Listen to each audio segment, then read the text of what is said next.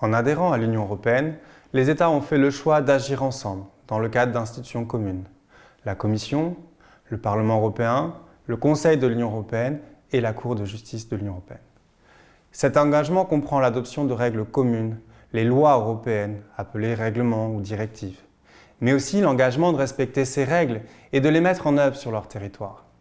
Malgré tout, la place des États dans le travail européen est centrale. L'adoption des règles européennes requiert toujours un vote du Conseil des ministres qui représente les intérêts des États. Mais cette place essentielle se retrouve aussi au niveau de la mise en œuvre de ces règles sur les territoires nationaux.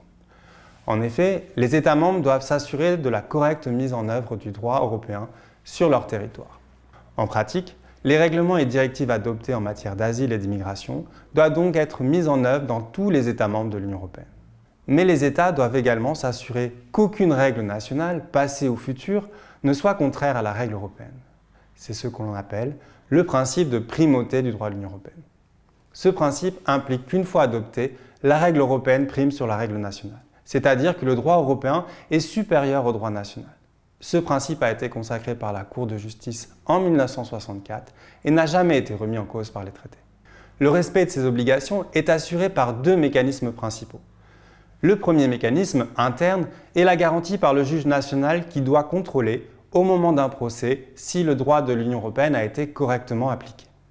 Par exemple, lorsque l'administration refuse d'accorder le droit à une personne de rejoindre son conjoint en France au titre du regroupement familial, le juge doit alors contrôler si les critères fixés par la directive ont bien été respectés.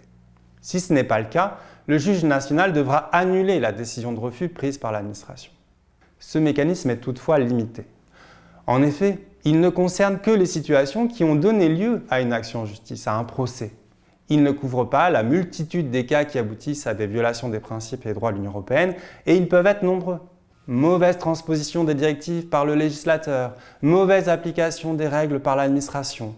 Ces situations ne font pas toujours l'objet d'un recours contentieux. Mais surtout, il arrive que les juges nationaux eux-mêmes fassent une mauvaise application du droit européen. Dans tous ces cas, c'est alors le deuxième mécanisme qui peut être activé. Le déclenchement de ce deuxième mécanisme relève de la responsabilité de la Commission européenne. Elle peut, de sa propre initiative ou sur la base d'une plainte adressée par un particulier, ouvrir une procédure d'infraction appelée procédure en manquement. Il s'agit de faire constater par le juge européen, la Cour de justice de l'Union européenne, qu'un État a manqué à ses obligations, c'est-à-dire qu'il n'a pas appliqué ou mis en œuvre correctement le droit de l'Union européenne. Cette procédure comprend deux étapes. Une étape de dialogue entre la Commission et l'État membre pour mettre un terme à l'amiable à la situation problématique. Si cette étape échoue, la Commission peut alors saisir la Cour de justice qui constatera si le manquement de l'État, c'est-à-dire la violation du droit européen, est constitué ou non. Si la Cour constate le manquement, l'État devra alors se mettre en conformité avec le droit européen. S'il continue de violer la règle commune, la Commission peut même introduire un nouveau recours appelé le manquement sur manquement qui aboutira au prononcé d'une amende forfaitaire ou d'astreinte contre l'État.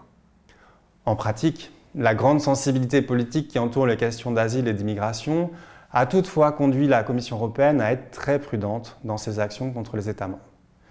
Si quelques actions en manquement ont été certes introduites contre la Pologne, la République tchèque ou encore la Hongrie, dont les pratiques sont contraires au droit de l'Union européenne, placement systématique en rétention, opération de reconduite à la frontière contraire aux procédures applicables, ou encore criminalisation des personnes portant assistance aux réfugiés.